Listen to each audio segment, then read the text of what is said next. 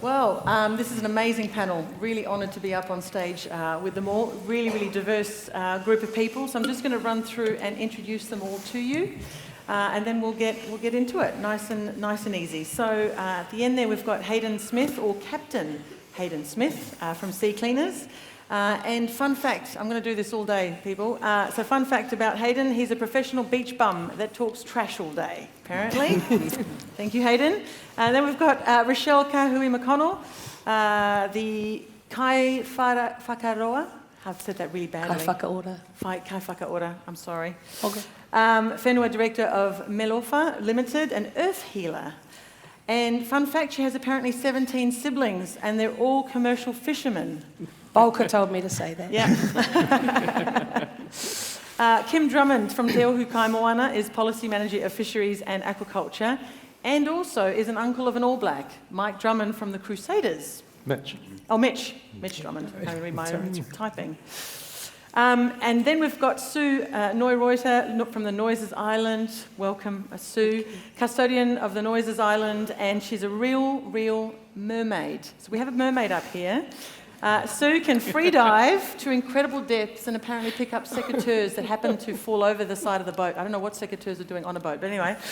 And she can free anchors with her bare hands, apparently, as well. So welcome, Sue.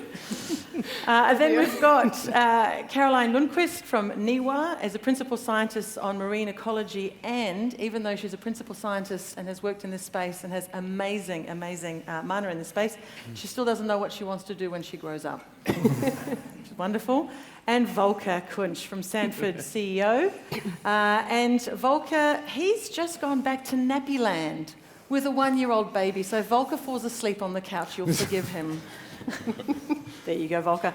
Right, so I've got this amazing panel, and I'm going to kick it off with, actually, I wanted to understand from you, what has surprised you today? So we're nearing sort of the end of the day. What have you learnt from today? Hayden, did you want to kick it off? I guess it was actually just a reflection of, and telling certainly me, and I reflect back on what we are doing, and to hear all the conversations around all the different points and questions, that we certainly are on the right track with what we're doing, because we'd ticked so many of those boxes that were going on. So from that perspective, getting, I guess, the ability to get in and tackle all of these issues, because we can only look at it from our own point with what we are doing, because that's all we are able to actually deal with. But from the perspective of seeing all of those items that we've raised, and again, I'm trying to think what they all are, but there's thousands of them, but making sure that, well, it was comforting to know that we're on the right track, I think is probably the best way to put it for the moment. Thank you. Who wants to go next? I can? Go for it. I think for me, walking in, we knew we had 2 targets, and having played a bit too much pry in at the UN level and policy on how many percentages of this and that we want, it was quite encouraging to see most of the dialogue was more on kind of our first question on why. What is that target actually going to get us, and what are we trying to achieve with that? So I thought that was quite positive that we were trying to come up with the why rather than the number. I think it's really heartening to see such representation across so many sectors here today, and a feeling of enthusiasm and can-do in the air. I think we've come a long way from previous forums, and each year builds, and I think there's a real realisation and acceptance that we do have to work on this together, just by looking at the people in this room and hearing their different stories. Fantastic. Oh, I just turned up, so I'm not going to say anything. I can make stuff up, but I'm not going to say anything just yet. Okay. Kim? Yeah, I guess I learnt that the health of tangaroa here in the Hauraki Gulf is not good. I heard the rationale and the fears that the folk here hold coming from impacts of the likes of climate change. Sedimentation was a big issue, and also heard concerns that one part of our fishing fraternity is not well managed in terms of very open limits on the recreational fishing sector. But I guess the thing that surprised me was the degree of consensus that that'll be fixed by preventing fishing in this area, rather than the message that thought I would hear would be, working more with those who want to keep fishing, which is in line with the, I guess, the Māori worldview that we're here to support, and working with people involved in fishing, I think offers much more of the solutions than a bland regulated out of an area. Mm-hmm. Do you want to add to that? Yes. Very much like Nick, I was here in 2015 at the Hauraki Gulf Forum, and I'm really surprised about how many people are here today. That whole spirit lives on, and more people are really interested in coming to a great outcome. I was also surprised standing at the table, and there was discussion, and then the question was asked, is there anybody from the commercial industry here? And before I could put up my hand, everybody pointed at me. I was still not sure whether I'm famous or infamous. But I made the comment in 2015 that Sanford would pull out all trawling from the Hauraki Gulf if the recreational sector would start monitoring their catches. I'm surprised that has not happened. We have actually removed quite a bit of our trawling, or all of our trawling, quite a bit out of the Hauraki Gulf. So that is good news. But I'm a little disappointed that we couldn't get anywhere on the rest. Yes, that's it for now. So in terms of the goals then, Kim, you were saying, that the goals seem to have been not quite exactly what you expected. Did you want to expand on, is the goal right? Are we going down the right path there, or? Well, I think the Māori worldview would suggest that the goal needs to be a lot higher, a lot more aspirational, and that really 100% of the waters of the Hauraki Gulf should be protected, protected from a bunch of effects which many are non-fishing related, and it's actually quite a hard job to find out how to go about managing those effects, because colonisation has brought to this country a whole focus on farming and using land in a particular way, and what we've found in this particular generation is actually we've overused a lot of that, and the impacts are being felt in the moana, and that's actually quite a hard challenge to rectify. It's not an overnight matter, and fisheries management is a sophisticated vehicle. It's not a one-size-fits-all. You can't easily deliver fisheries management outcomes, and I just feel that there's a sense here that this is quite easy. If only you would shut up 20% of the area, it would come right. Well, I think the answer's a lot deeper than that. Richelle, what are your thoughts in terms of? Is the goal right? I kind of am thinking now about what am I surprised about, and I'm actually kind of not surprised that we're asking the same questions. I still remember the day that Volker offered up that amazing opportunity for Aotearoa, and nobody had the guts to actually start to challenge sectors that have a massive impact. So is the goal right? I think the goal for Māori, as a Māori, as a mother of children, and as one of the technical writers of the Marine Spatial Plan, the goal was right 4 years ago when we wrote it. What are we still doing? Asking the same questions. Why, everything is written in that plan. Where is the guts in this room to stand up and actually go back to the millions of dollars that were spent in the hours and hours and hours of free time that people like Sue gave to setting a plan? When it comes to co-management and comes to an understanding of Te Ao Māori, our integral and intrinsic connection to Te Taiao, it is that will get us forward. Funding aside, science aside, whatever the paradigms are that we think externally we need to have control of, it's about internally making a difference and making a choice. That is what that's what will set a goal, and the individual goal of making a difference for future generations is the goal, not numbers. Yep. And Sue, as somebody who's spent quite a bit of time, did you want to add to what Richelle was saying? Yes, I think that we're heading in the right direction, but I think we need a much broader view of what constitutes marine protection. And I suspect that perhaps we're not looking at that. Does planting the length of a river or a stream or protecting your wetland, does that not also constitute marine protection? Because that is going to empty into the waters. If we focus only on marine protected areas, then we might find that we get a massive disappointment when they don't deliver what we hope that they'll deliver. Likewise with your mussel restoration. But I mean, I don't see these two things as being separate. They're very much connected. The mussel restoration with the marine protection, whatever that may be. And I think that we could have even more aspirational goals where you could actually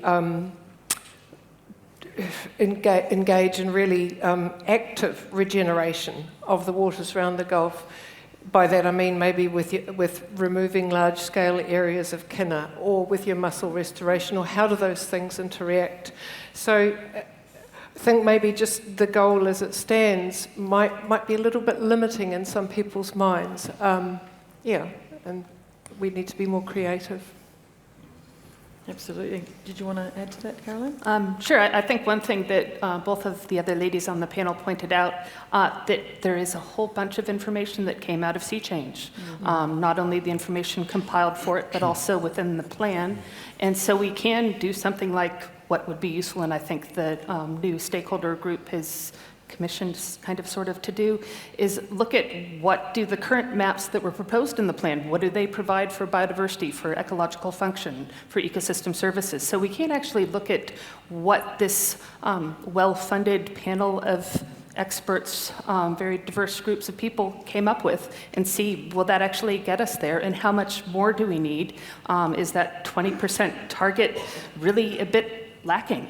Is that not going to get us there, or do we need to, make sure we're looking at targets that are on function? So how do we get the system back working, not picking the places that conflict the least with, for example, where the recreational fishers want to fish? That, to get there to restore the Gulf, we all might actually have to give something up. And so going back to the point around, we've got the information from Sea Change, some amazing mahi that's been done. We've had the offer, Volker, from yourself. So what is stopping? What is stopping us from achieving this goal and just getting on with it? What are your thoughts? I think that. Oh, sorry, Volker. It needs less talk and more action. I think there's enough people here that are turning up to be a part of it. Yeah. I know one question I ask myself each day is, how can I do more today towards our goal and what we're doing? And I think for this whole. There's no one silver bullet that's going to fix the problem. We all have to contribute every aspect that we individually can, and I think that's the part that we all need to be thinking about, is actually contributing each and every day towards it. That's really the discussion, is it 20 or 30%? I think it doesn't really matter. We should start doing the right thing. And it is indeed easy to talk about numbers out there when it comes to carbon zero, etc. Ideally, targets that are far away. We can easily commit to those. 2050 is so far away that many of us are probably at least retired by then. And when it comes to the 20 or 30% in this case, I think we are finding excuses of not being active. The other one is marine protected areas. We all know what the issues are around the Hauraki Gulf, but we limit it to the marine area. That was one of the surprises I had this afternoon sitting in this session here, that the word sedimentation didn't come up at all.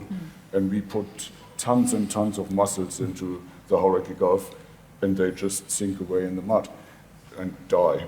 And so why not talk about protected areas, include land, and get going with different stakeholders around the table, and instead of figuring out how we get to certain numbers.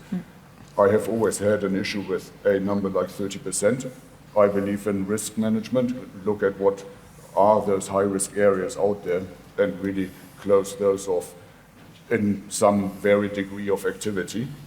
Ideally, high biodiversity areas should be close to any activity, and that's how you scale it down to areas where even bottom trawling can still happen.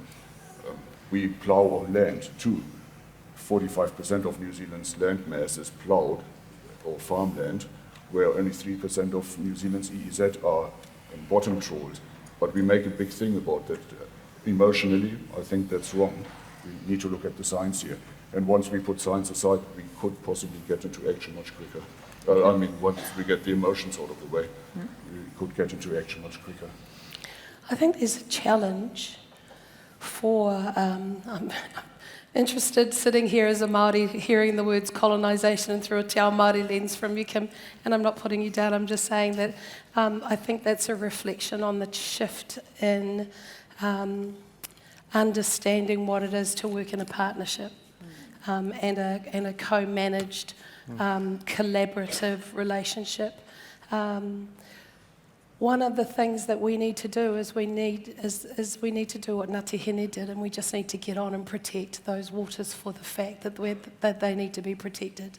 And there's also a moment at which I think the fear of giving over a bit of power back to Māori is palpable in some situations. In some of our sectors, some of our organisations, it's very difficult for a very strong Pākehā organisation to believe that they're not going to lose control or power if they share with Māori. And I think that it's pretty obvious that we are consistently here for the future. We are ready to give up anything like Ngāti Hine, our ancestral rights to our ancestral coastline for the better of the future. So being able to open up to different ranges of organisations that can work together, but allowing ourselves to understand that the intrinsic connection we have to the environment is us, and we need to make a difference now. Mm-hmm. Can I just add to that? Sure. I think we need to really be in the business of building trust across sectors and be very inclusive. So the aquaculture industry surely must be a big part of this if we're trying to restore mussels. Perhaps we can tap into the knowledge that goes with that. So if you eliminate a sector like recreational or commercial, then you eliminate that whole spectrum of knowledge.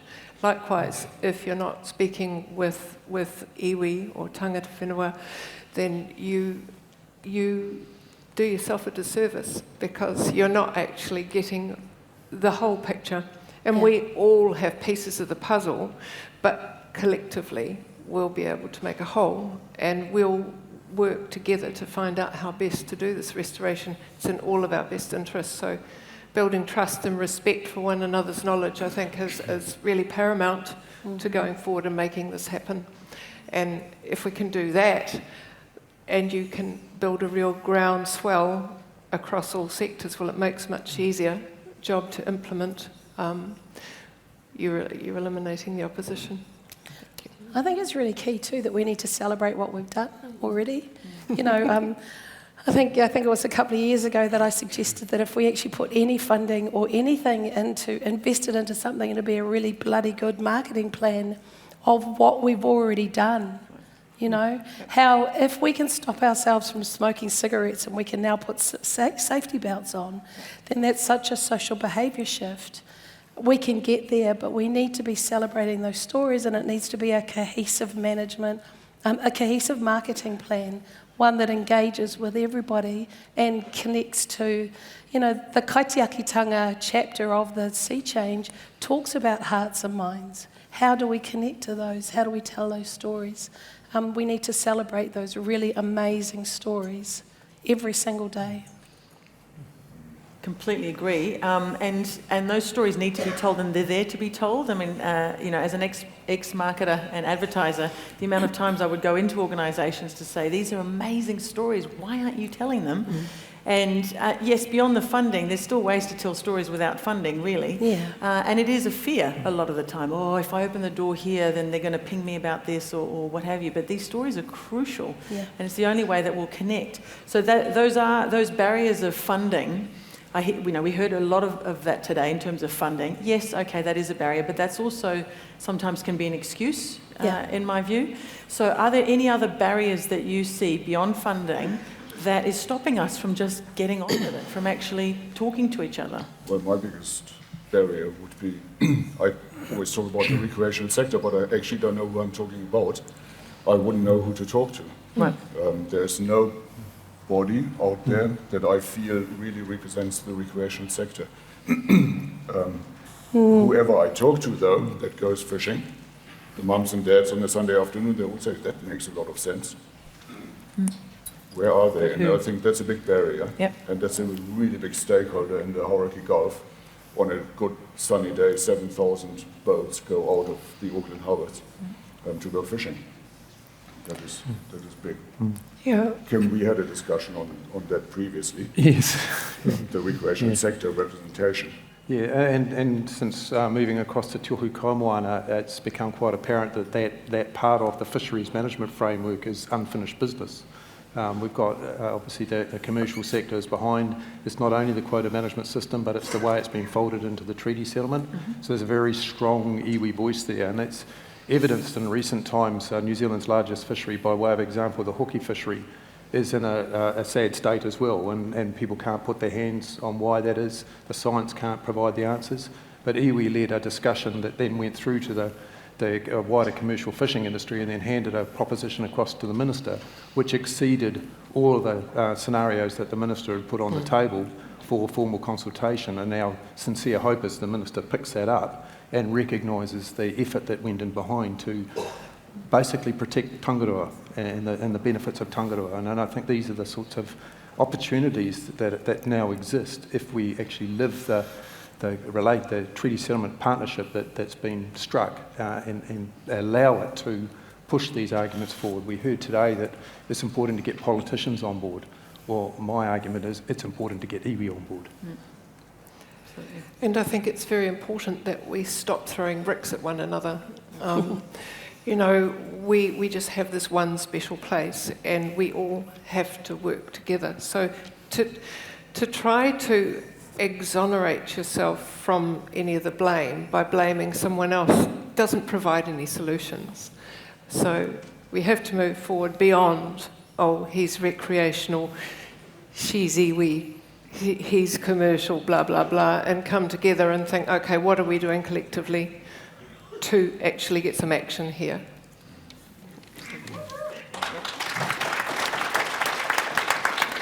I'm going to put it out there. I just kind of think also that we spend a heck of a lot of money on science. There's a lot of scientists in the room right now that are going, pardon? But, you know, the work that we did, the restoration work that we did in Okahu Bay, yes, it was under the radar, and yes, I broke all the MPO rules. Are they still here? But the thing is that when we invest so much energy into the science, that takes a long time and a lot of funding and a lot of energy, you miss that point of passion and you miss that point of action right away. So what we did in Okahu is we just did it, and Sue just does it. You know, the beautiful thing is when you bring science along, alongside mātauranga Māori, and you add them together, and then you have this kete of tools that you can use anywhere. But the industry of science, yes, it's key, but it does slow us down in some situations. Yep. Okay, you can all shoot me now as I leave. But I also think it is that, interestingly, that funding around the marketing that you were talking about and science. You know, in the old days, you know, organisations would go and sponsor something for a lot of money, and then, you know, a tenth of that money goes towards marketing, so nobody knows about it. So we need to shift some of that funding back into the beautiful work that's done to inspire others. Because if other communities see the work that you've done and what you've achieved, then they'll be almost, you know, FOMO, as we called it, fear of missing out. Hey, we want to do that to our bay, and all of a sudden a chain of reaction happens. But if it's silent, it doesn't move beyond that. So with that in mind, how can we increase community engagement, and who's missing from that current effort? Everyone looked at us with respect to that whole community engagement, I guess that's one thing. haven't been publicising what we've been doing and celebrating that. Yeah. But for example, today, we've been working with Rangitoto College. We've got 4,000 students there that are completely willing and wanting to help us on our mission with what we're doing. We've come from that presentation with the school this morning to working with a corporate group with Icebreaker who have got their stuff coming out on the coast. Sanfords have been out with us on our boats to go and clean up on regular occasions.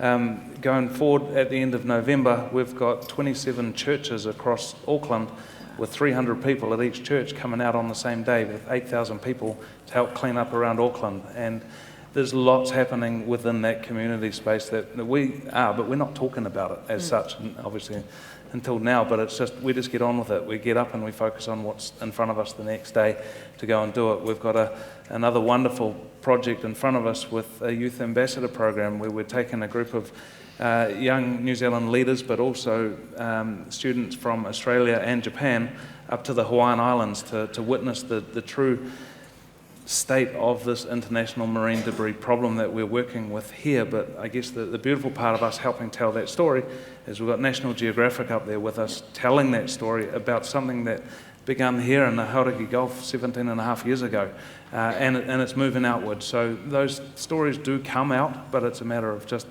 I guess, keep pushing on and making those things become a reality. In the last 9 months, we Parakoriki Tamaki were engaged to work with Rangatahi to write the youth content of the Auckland Climate Action Plan. And interestingly, the adult plan is something like 300 pages long, and our plan is 1,000 words. And that reflects the drive of rangatahi, of youth, to just get on with it, stop talking about it and just get on with it. But one of the beautiful things that we developed was something called kanoho taina te tangata. And the whakatauki is kanoho taina te tangata, kanoho tūkana te taio. So we as people are the youth, the younger to the environment. So kanoho taina te tangata is about us using our ancestral knowledge of connection. We are the environment. Knowing that because we are the environment, we have to make a difference. And then it's about what is the individual action plan that I can take that is nestled within a bigger picture. And that, because for us it's the individual, the whānau, the marae, the hapu, the iwi, Aotearoa, Te Moana Nui a Kiwa, and then the actual universe. So this is, I think what's really important with the community is, first of all, we always put the community in citizen scientists, and that's another thing that I think about science, where it's science, and then there's those lovely citizen scientists, and we just put ourselves aside. But the community in itself sits within this amazing nested system, and we can have an impact on that system in every piece of change of consciousness that we have, from the decisions that we make on what we buy, to who we talk to and how we talk to each other, and how we look at each other. So I think that's the investing the trust in individuals in the community is what we can do. Fantastic. Caroline, did you want to talk about? Sure. I was going to say earlier. As our principal scientist on the panel. Yeah, fancy name for, I worked at NIWA a long time. So I think one thing that surprises me that we don't introduce in my title, I'm also an associate professor at Auckland University, and I teach in 4 different courses over the year, and I somehow always manage to sneak something about the Hauraki Gulf in every lecture. And what I usually ask is, how many of you in the room, and most of the classes are sitting around 50 people, how many of you have actually heard of the Hauraki Gulf Marine Park or Sea Change? And typically there might be 1 or 2 hands. And those are marine science students in Auckland. And so how are we missing, the future of the people that would be doing the science in this environment, though who knows, maybe most of them won't and don't know what they're going to do when they grow up either. But how are we missing them? How do we actually bring it all the way back? And, I'm looking, my kids are 10 and 13, and the idea of having plastic wrap in their lunchbox right now is just, shock, horror. But how do we connect something so simple as changing plastic behaviors, all of Hayden's, all the trash? It's amazing what people have come up on that's big, national, global scale, but how do we actually get there to doing something that's Hauraki Gulf local environment? How do we reconnect not just the children, but the adults as well? Because it's that complete disconnect between the environment, between nature and people, that until we have that groundswell of people buying into the Hauraki Gulf as part of themselves, how are we actually going to get the groundswell to do it? Can I just carry on from that? Yeah, we notice a huge disconnect too. And there's a real danger because the next generation are eventually going to be the ones who are going to be looking after the Hauraki Gulf. So to reconnect them, there's all sorts of things that we could be actively doing now, like Hayden is, or with the muscle restoration work, with even putting out intertidal transects so you can get kids or adults down there actually having a look at what's in the marine environment, creating projects which will get people engaged, or maybe evening workshops, something on seabirds, something on, the sea floor, things like that, where it would allow kids or a lot of people who have jobs who aren't at liberty to come to a seminar like this, give them the opportunity to become interested.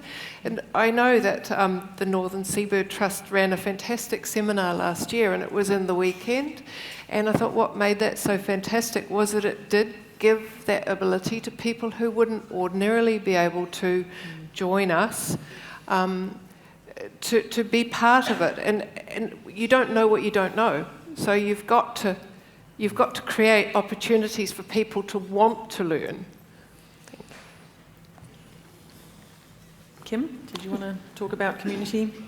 Well, I just think there's a wider community of interest here because there are other parts of Aotearoa where exactly the same discussions are being had. They're not exactly having an act to support them the way you folk have got, but we know from our involvement, the Hawke Bay, there's a community there really concerned about the impact that their bay is having, and the loss of its biodiversity and its life, and sediment there is a major factor. Same scenario goes through to Tasman Bay, at the top of the South Island, and the Marlborough Sounds, where you've also got that combination of intensive recreational fishing pressure there. And what we've found in some of those areas where there have been long-term closures, we haven't seen the habitat come back. And we heard a little bit about Separation Point earlier today between Tasman Bay and Golden Bay. That's been closed for 38 years.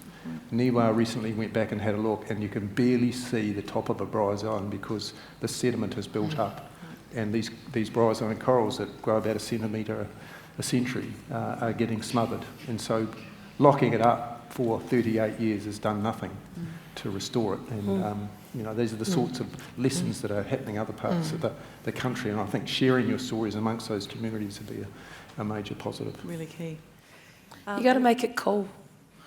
You got to make it cool. You got to make it cool and funky. I mean, I can sit here and talk to you about plastic debris, and I can talk to you about this and that, but once a 20-year-old or a 16-year-old turns around and makes it cool, then, I can stand in front of a class and tell 15 children to do something. But as soon as our rangatahi get up there and say it, it's totally different. So it's the group working with the group that actually gets their juices flowing. Absolutely. That's what we need to do, is make it cool and funky. Yeah, and fun. Sue. Yep. My mermaid friend. And fun. Well, there's going to be a lot of fun coming up next year and in the years that are coming. So we've got the America's Cup, we've got APEC, we've got the 20th anniversary of the Hauraki Gulf Marine Park. How do we best take effect of these big elements coming through for our work? Mana whenua, certainly with the America's Cup anyway, the work that I'm doing with them, their goal is for any manuhiri, any visitor to come to Tamaki Makaurau and know that they are in Tamaki Makaurau. So the goal of America's Cup is to bring the personality of Te Moana Nui a Toi to, the visitors. So the cultural induction package that Mana Whenua are producing for the America's Cup is not just and when you start construction on the base, we're going to say a karakia. The cultural induction package this is the sheer importance of Te Moana Nui a Toi to Mana Whenua. This is how we protect it. This is how we will teach you how to protect it while you're out on our waters. This is how we will support you by sending boats out with your boats to protect your very expensive boats.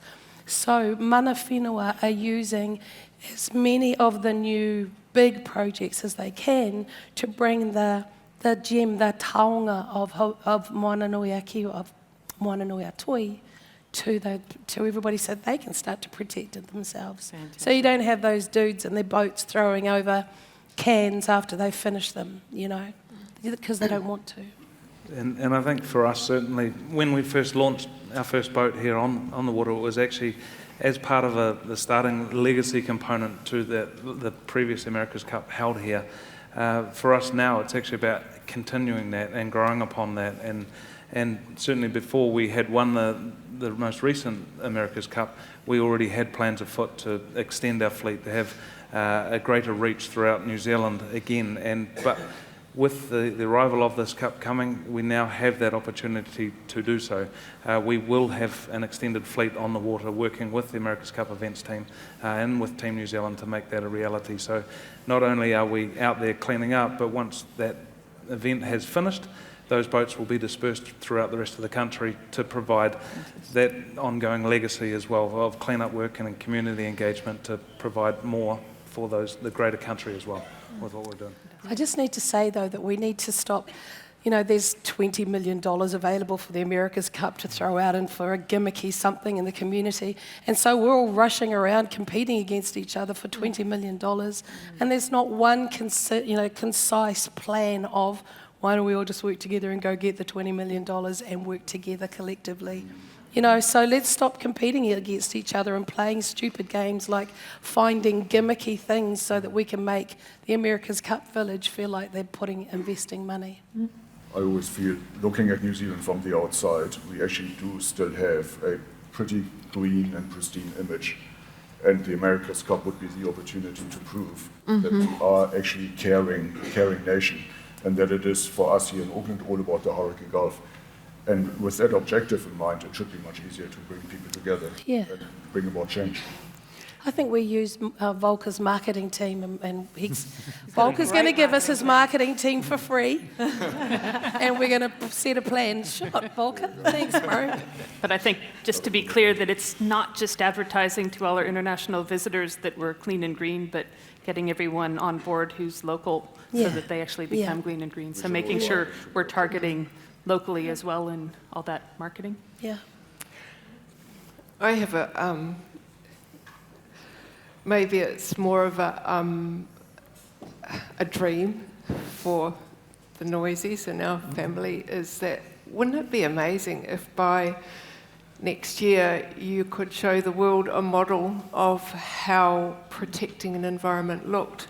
Maybe you could use the Noises or anywhere else, but by having commercial and recreational and Mana Whenua who create the plan with us, and you could present something and say, this is how you work together as a community, and this is what it takes, and this is what we need to do, and we all agree, because we all say we all care about the environment, and we're doing it together. And, that can be something that could be used anywhere. If we could get it right out here, you could get it right anywhere in the world. Absolutely. And what a brilliant dream. And I am going to finish up this panel session by asking each of you to follow your line. What is your dream? So if you were here, not in 2050, but let's say 2025, so not too far away, what would success look like, Hayden? Certainly for us, it's having a complete engaged community and understanding. And I think actually seeing what happened with the supermarkets and the plastic bag ban and previous to that, the plastic bag vote that was going on, that sparked a whole understanding and brought the issue of what we're dealing with to the forefront. So in essence, that's actually already come to a point where we're pretty happy with that result, because the issue of plastics in our ocean is now mainstream and people understand about it. But getting the changeover and having actually people buy into it to change their products, purchasing habits, as well as, I guess, from a perspective of our dream, not only do we want to make sure we do it right here in New Zealand first with having our 10 boats, but once we've accomplished that, our mission then is to have 10 countries with 10 boats in each country to deliver exactly what we've been doing here to the rest of the world and Pacific as well. Brilliant. Thank you. Your dream, in short? Joy to the world. My dream is that there is equal space for equal voice for everybody, that we have rangatahi at our tables, strongly, adamantly putting down what their taki is, and that we consciously are making a decision in everything that we do. Thank you. Kim? I think for me it's along the lines of the community responding to and embracing iwi leadership. Good answer. So did you want to add to your dream? Did you want to add to it?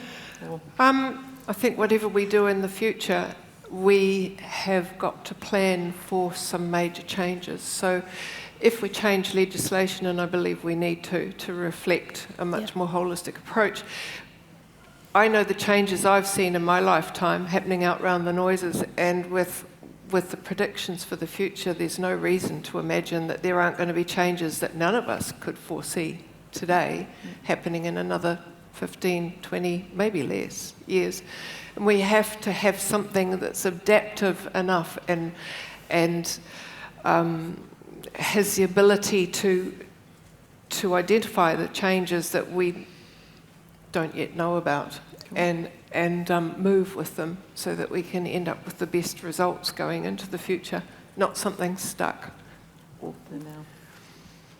Your dream, Caroline? I think just by 2025 we have a vision for the future that we want, and then we backtrack from there on a whole bunch of steps that we actually need to do to get there and start acting on them. I love that "just do it" that was on one of the ones in the on one of the whiteboards in the other room. But just do it. Come up with what we need to do to get there and start working toward it.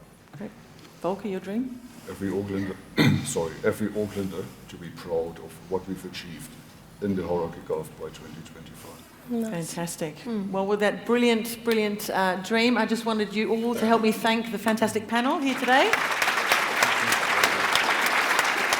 Thank you so much, and we'll make room for the next panel.